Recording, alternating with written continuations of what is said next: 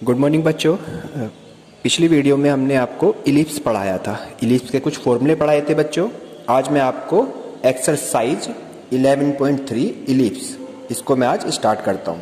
Next videos में मैं आपको अति परवलय कराऊंगा और आपका ये चैप्टर 11 कंप्लीट हो जाएगा। चलिए आज मैं 11.3 स्टार्ट करता हूँ। फर्स्ट क्वेश्चन दिया हुआ है आपका इसमें 11.3 का इलिप्स की इक्वेशन दे रखी है x square upon 36 plus y square upon 16 is equal to 1।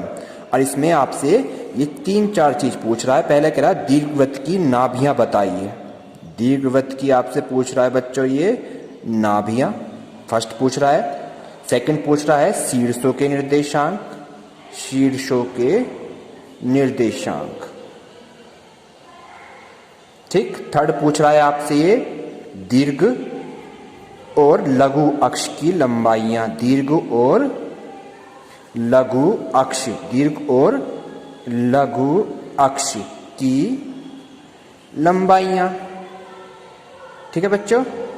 और नेक्स्ट पूछ रहा है आपसे ये उत्केंद्रता, उत्केंद्रता। और एक पूछ रहा है आपसे नाभिलंब जीवा की लंबाई, नाभिलंब जीवा की लंबाई। ये 4-5 चीज हमें इसमें क्वेश्चन में निकालनी है।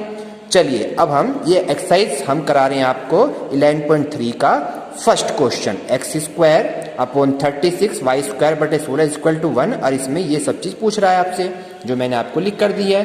चलिए अब सबसे पहले हम क्या करेंगे बच्चों, यहाँ पे इसकी कंपेयर कराते हैं। दीर्घवृत्त की समीकरण क्या होती है, एक्स स्क्वायर अपॉन में a square plus y square upon में b square is equal to होता है बच्चों 1। इसे हम दीर्घवृत्त की समीकरण कहते हैं। दीर्घवृत्त की समीकरण ये मैंने आपको पढ़ा चुका हूं फॉर्मूले में सब कुछ। चलिए अब इसके हम जब कंपेयर कराते हैं तुलना करने पर तो ए स्क्वायर की वैल्यू यहाँ पे बच्चों कितनी है 36, ए स्क्वायर की वैल्यू कितनी है बच्चों यहाँ पे 36, देन ए कितना हो जाएगा आपका यहाँ पर 6। आइए नेक्स्ट पर जाइए, बी स्क्वायर की वैल्यू कितनी है यहाँ पे 16 है, बी स्क्वायर कितना है यहाँ पे बी स्क्वायर यहाँ पे 16, देन बी की वैल्यू कितनी हो जाएगी यहाँ पे आपकी बच्चों 4 हो जाएगी। दोनों वैल्यू निकल गई। अब यहाँ पे हमें सबसे पहले हम निकालते हैं यहाँ पे सी का निकालना, सी स्क्वायर बराबर a square minus b square rule होता है। Then c square as it is रखा, ए की वैल्यू हमने कितनी निकाली बच्चों 6, तो यहाँ पे 6 का स्क्वायर कितना हो गया 36, देन बी की वैल्यू है 4, तो 4 का हो गया 16। ये ऊपर हमने दे रखे हैं a square b square, then c square as it is रखा और हमने इसमें से इसको माइनस कर दिया। 36 में से 16 गया, कितने बचे यहाँ पे 20, और then c is equal to कितना आ गया √20। ये आपका सी की वैल्यू हो गई। अब सबसे पहले हमें निकालनी थी क्या बच्चों इसमें नाभियां। तो नाभियां क्या होती है आपको रूल मैंने कल सारे पढ़ाए थे। तो नाभियां हमारी होती हैं इसमें plus minus C0, plus minus C0। तो C की वैल्यू कितनी निकाली हमने, C की निकाली वैल्यू 20, तो ये हो गया 20, 20 एंड देन कोमा 0। तो ये आपका एक आंसर हो गया नाभि। अब आते हैं शीर्षों के निर्देशांक। क्या आते हैं बच्चों शीर्षों। तो अब शीर्षों के निर्देशांक निकालता हूं। तो शीर्षों के रूल क्या बताए थे मैंने बच्चों आपको, प्लस माइनस A0। तो प्लस माइनस ए कितना है आपका 6, तो ये हो गया प्लस माइनस 6 एंड 0। ये सेकंड आंसर हो जाता है आपका। थर्ड क्वेश्चन है आपका इसमें बच्चों दीर्घ अक्ष और लघु अक्ष। तो दीर्घ अक्ष की लंबाई निकालेंगे पहले। तो दीर्घ अक्ष की लंबाई क्या होती है बच्चों 2a, क्या होती है 2a होती है दीर्घ अक्ष की लंबाई। तो यहाँ पे 2 एज इट इज और a कितना दे रखा है बच्चों यहाँ पे 6, तो 2 6 मल्टीप्लाई कितना हो गया यहाँ पे 2 छिक्का 12। अब आता है लघु अक्ष। लघु अक्ष आता है, लघु अक्ष क्या होता है बच्चों 2b, देन 2 मल्टीप्लाई b की वैल्यू है 4, तो ये कितना हो गया, तो ये दोनों हो गए आपके दीर्घ अक्ष और लघु अक्ष। ये आपका फोर्थ आंसर हो गया। अब आता है नाभिलंब जीवा की लंबाई। नाभिलंब जीवा की लंबाई, नाभिलंब जीवा की लंबाई क्या रूल होता है बच्चों 2b² अपॉन में a, और ये होता है 2 मल्टीप्लाई 20 का कितना निकाल रखा है बच्चों 16, ये हो गया 16, और अपॉन में क्या है यहाँ पे a कितना है 6 है, तो इसे मल्ट कर दिया 2 2 3 6, ऊपर रह गया 16, नीचे रह गया 3, ये आपका नाभिलंब जीवा की लंबाई होगी। लास्ट बचा आपकी उत्केंद्रता, क्या बची बच्चों इसमें उत्केंद्रता E होती है, और E का फॉर्मूला क्या होता है यहाँ पर C/A, और C की वैल्यू कितनी निकाली √20, तो ये हो गया √20, और अपॉन में A का मान कितना है 6 है, तो ये हो गया √20/6। तो आपके ये सारी वैल्यू फाइंड हो जाती हैं। ये था आपका एक्सरसाइज 11.3 का फर्स्ट क्वेश्चन। इसके जैसे ही आपको क्वेश्चन मैं नंबर 8 कराता हूं। चलिए क्वेश्चन नंबर 8 को देखते हैं। इसमें और इसमें क्या कंडीशन थी अप्लाई, मैं बता देता हूँ आपको। अगर यहाँ पर a² हमारा बड़ा है देन हमारा रूल लगेगा x² upon a² plus y² upon b² = 1, और अगर a² छोटा होता देन आपका रूल चेंज हो जाता। और कैसे चेंज होता, चलिए नेक्स्ट क्वेश्चन में आपको मैं बताता हूँ। चलिए नेक्स्ट क्वेश्चन है इसका क्वेश्चन नंबर 8। क्वेश्चन नंबर 8 है आपका 16x² प्लस y² = 16। सबसे पहले इस इक्वेशंस को हम इलिप्स की इक्वेशन में बनाएंगे, यानी कैसे 16 से इसको पूरी समीकरण को डिवाइड कर दीजिए। तो 16 से डिवाइड करेंगे 16 इसके बटे में, 16 इसके बटे में, तो 16 इसके बटे में जाएगा तो यहाँ रह गया x² अपॉन में 1, और इसके बटे में करेंगे तो y² अपॉन 16, और यहाँ पर कितना रह गया बच्चों 1।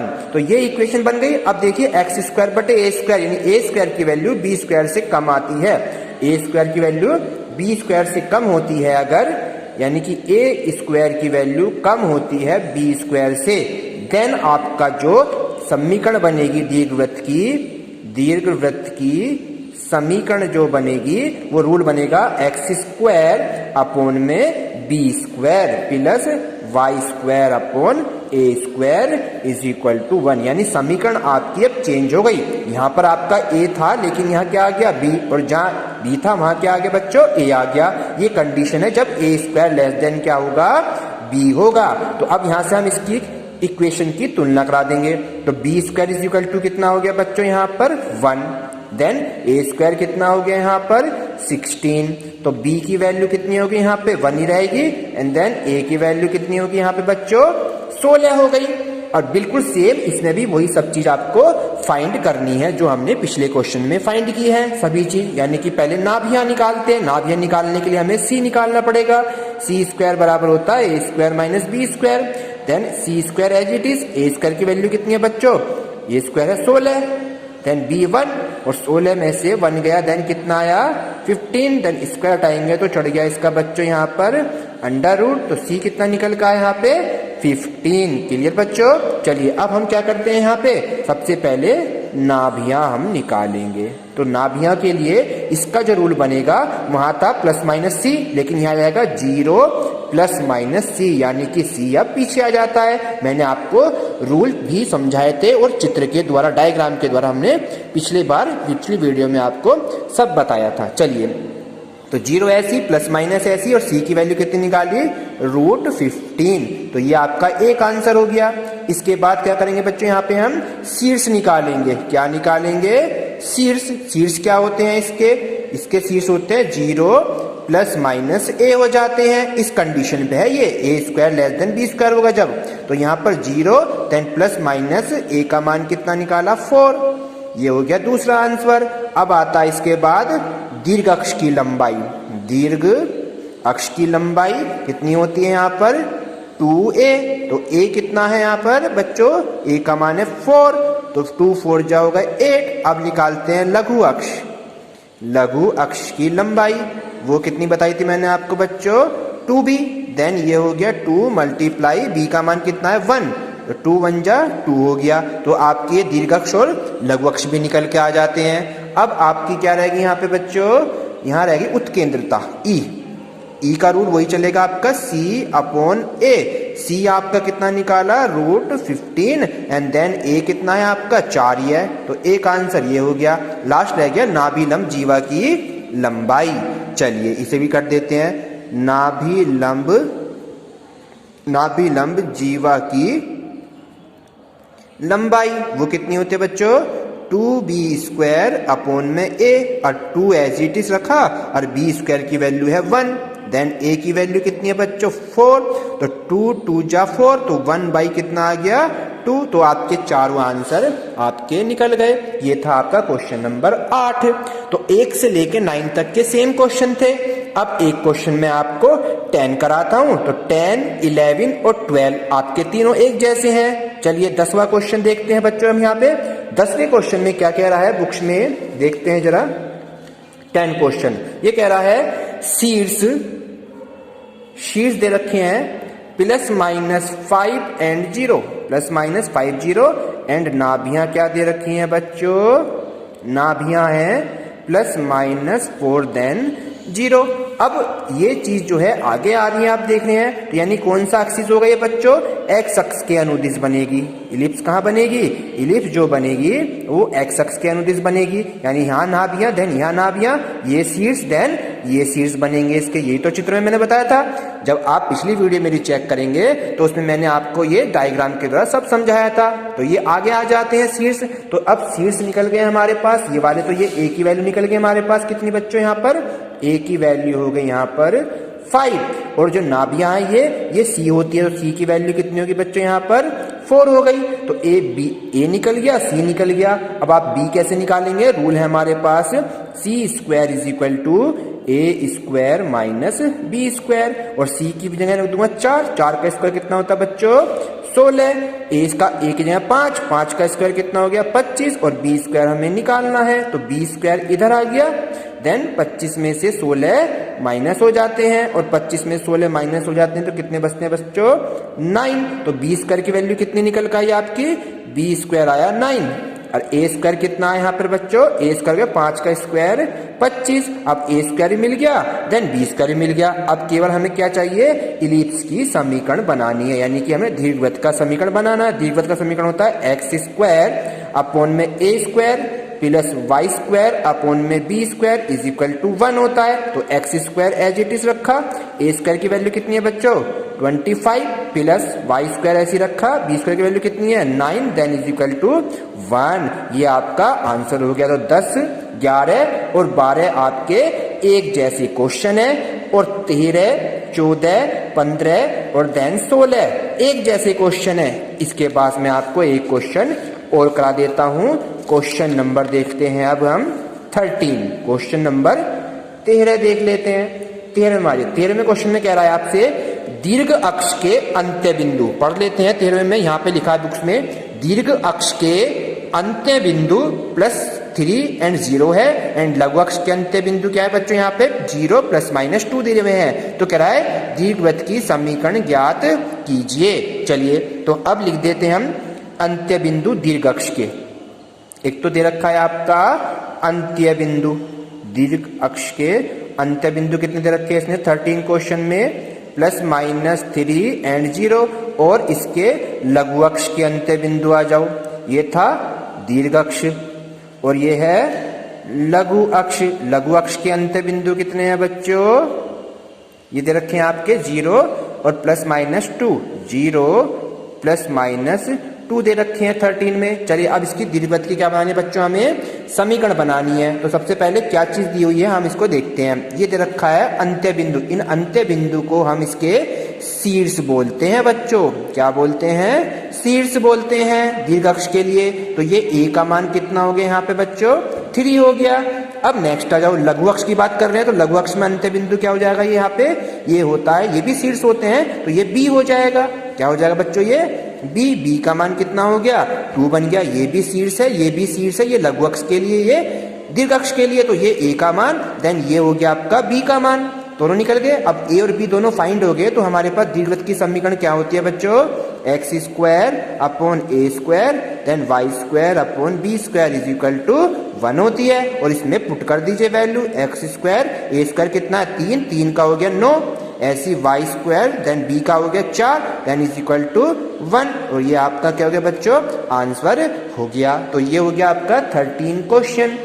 13, 14 और 15 आपके एचजीटी से हैं। आपके 16वें क्वेश्चन में मैं आपको करा देता हूं 16वां क्वेश्चन कर लीजिए या 15वां, दोनों एक जैसे क्वेश्चन हैं आपके। ठीक है बच्चों, चलिए मैं आपको 15वां क्वेश्चन करा देता हूं। 15वें में कह रहा है, एक तो दीर्घ अक्ष की लंबाई दे रखी है, दीर्घ अक्ष की लंबाई दी हुई है, दीर्घ अक्ष की लंबाई दे रखी है बच्चों 26 एंड नाभियां दे रखी हैं इसकी नाभियां जो दे रखी हैं वो दे रखी हैं +-5 एंड 0।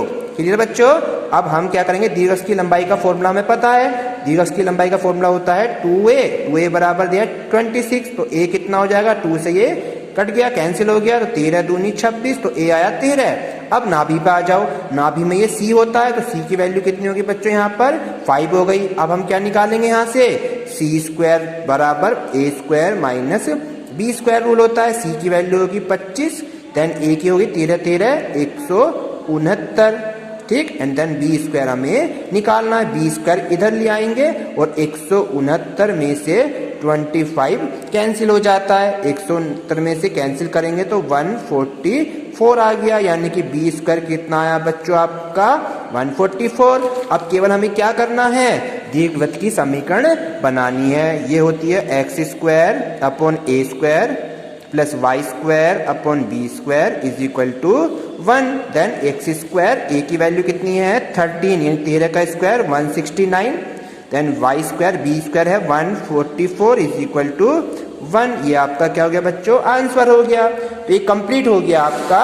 इसके बाद आप क्वेश्चन नंबर सभी करेंगे वैसे तो, और लास्ट क्वेश्चन में आपको करा देता हूँ 19, 19 और 20 एक जैसे आपके क्वेश्चन हैं, हम 19 और 20 में से एक क्वेश्चन आपको करेंगे और आपका ये चैप्टर फिनिश हो जाता है। 19 क्वेश्चन में कह रहा है, दीर्घ अक्ष x अक्ष पर और बिंदु 4, 3, ये तो x अक्ष वाला एक एग्जाम्पल दिया हुआ है, एग्जाम्पल नंबर 13, इसे तो आप कर लेना, मैं आपको 19 दोनों सेम है, 19 क्वेश्चन अलग है तो मैं आपको 19 करा देता हूं। चलिए, केंद्र 0, 0 पर दीर्घ अक्ष जो है वो y अक्ष पर है और यहाँ पर कह रहा है x अक्ष पर, तो x अक्ष वाला जो क्वेश्चन है वो एग्जाम्पल है 13 बच्चों, उसे तो आप देखे कर लेना एग्जाम्पल 13 के जैसा।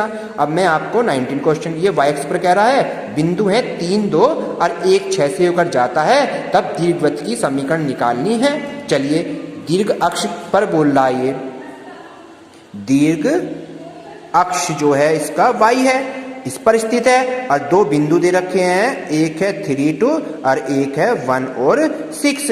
अब आप इसको क्वेश्चन को कैसे करेंगे ये देखिए। पहले तो हमारे पास जब ये वाली इक्वेशन y अक्ष पर स्थित होता है, ये किस पर स्थित है दीर्घ अक्ष y अक्ष पर, तो समीकरण होती है दीर्घ अक्ष की x² अपॉन में b² देन y² अपॉन में a² इज इक्वल टू 1, यानी कि ये दोनों इंटरचेंज हो गए, a² इधर पहुंच गया, b² इधर हो गया। अब जब भी y अक्ष पर बोलेगा तो इक्वेशन ये बन गई। अब इस इक्वेशन को कुछ मान के इसमें दोनों बिंदु रख देते हैं। बिंदु फर्स्ट है 3 एंड 2, चलिए पुट कर दीजिए, 3 एंड 2 को पुट करने पर ही रखने पर हो गया यहाँ पे। चलिए, ये हो गया आपका x की जगह रख देंगे यहाँ पे 3, तो 3 का वर्ग हो गया 9 अपॉन b², 2 का स्क्वायर कितना हो गया यहाँ पे बच्चों 4, ठीक है। यहाँ पर ये हो गया हमारी इक्वेशन 1। सेकंड बिल्कुल ऐसी बनाएंगे एज इट इज।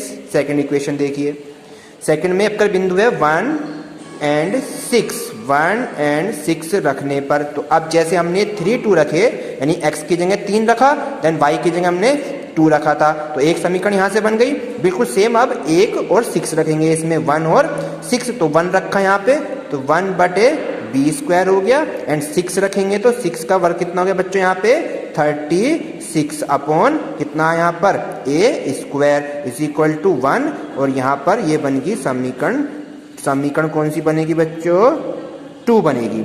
अब इन समीकरण दोनों को, जो 1 है देन 2 है, इन दोनों को हमें सोल्व करना है, और सोल्व करके हम a² और b² की वैल्यू निकाल के और समीकरण a में पुट कर देंगे। चलिए, कैसे सोल्व करेंगे मैं आपको कराता हूं। पहली इक्वेशन क्या थी बच्चों आपकी, पहली इक्वेशन आपको क्या थी मैं बता देता हूं, वो थी 9 upon b² 9 upon b² plus 4 upon a² is equal to 1 थी। और जो सेकंड वाली इक्वेशन बनी बच्चों आपकी वो क्या थी, 1 upon b² plus 36 upon a² is equal to 1 थी। अब हम क्या करेंगे इसमें बच्चों कि या तो b को सेम करिए या a को सेम, तो मैं इसमें b को सेम कर लेता हूँ। यानी कि आपका किसी एक समीकरण को हमें सेम करना होता है तभी हमारी इक्वेशन सोल्व होती है। चलिए इसमें मैं b को a स्क्वायर को सेम करने के लिए 9 से मल्टीप्लाई कर दी, तो 9 से मल्टीप्लाई करूँगा तो कितना बनेगा ये 9 81 और b स्क्वायर, फिर नीचे 9 चौक 36 बटे में a स्क्वायर और इज इक्वल टू 9 एकम 9 हो गया। क्लियर बच्चों। अब इसको हम इसके नीचे एज इट इज उतार लेते हैं 36 upon a square is equal to 1। Same वाली कैंसिल हो जाती हैं, इनके साइन चेंज हो जाते हैं, यानी प्लस वाली माइनस एंड देन माइनस वाली प्लस हो जाती है। अब यहाँ पे देखिए 81 प्लस के और एक माइनस का तो कितने रह गए यहाँ पे 80 अपॉन b स्क्वायर, और यहाँ पे 9 में से 1 गया 8। b स्क्वायर की वैल्यू निकालनी है तो 8 गया इसके अपॉन में, और 8 को 80 से डिवाइड कर दिया हमने 8 से 80 को, तो कितना आया 8 10 जा 80, तो b स्क्वायर आ गया आपका 10। अब b स्क्वायर की वैल्यू को इक्वेशन 1 या 2 में पुट कर दीजिए तो a स्क्वायर की वैल्यू फाइंड आउट हो जाएगी। चलिए करते हैं हम, इक्वेशन हमारी 1 में रख दूं या 2 में रख दूं, आप जिसमें चाहिए उसमें रख दीजिए। क्लियर बच्चों आपके। चलिए मैं लिख सकता हूं, यहां पे रख देता हूं इक्वेशन 1 से, इक्वेशन 1 से रख देता है। इक्वेशन 1 है हमारे पास 9 upon b square 4 upon a square is equal to 1 था, तो मैंने b स्क्वायर 10 निकाला, तो b स्क्वायर की जगह कितना रख दूं यहाँ पे बच्चों 10, और ये 4 upon a square is equal to 1 as it is. 9 upon 10 संख्या के पास चली जाएगी बच्चों, तो ये हो गया 1 माइनस 9 अपॉन 10, और 4 upon a square as it is. 10 एकम 10 में से 9 गया तो कितना है बच्चों 1 अपॉन 10, और क्रॉस मल्टीप्लाई इसकी इधर तो a स्क्वायर बराबर हो गया 40। दोनों वैल्यू निकल गई, b भी स्क्वायर भी a स्क्वायर भी। अब केवल क्या करना है, इक्वेशन में पुट कर दीजिए समीकरण a में रखने पर। समीकरण a हमने ये तो बनाया था बच्चों, ये रहा, इसमें इसको उठा के रखना है बस आपको। चलिए रख देते हैं इसको हम रख देते हैं वैल्यू को, यानी कि x स्क्वायर अपॉन में a स्क्वायर हो गया 40, देन y स्क्वायर अपॉन में हो गया 10 और इज इक्वल टू 1। ये बन गई दीर्घवृत्त की समीकरण। तो इस तरीके से आपको 1 से लेकर 20 क्वेश्चन मैंने आपको एक्सरसाइज 11.2 के कंप्लीट करा दिए हैं। कल मैं आपको अति परवलय कंप्लीट करा दूंगा, और इसके बाद आपका एक चैप्टर बचेगा आपके जो सिलेबस 3rd टर्म में आएगा। इसकी आप कंप्लीट प्रैक्टिस करिए। थैंक यू बच्चों।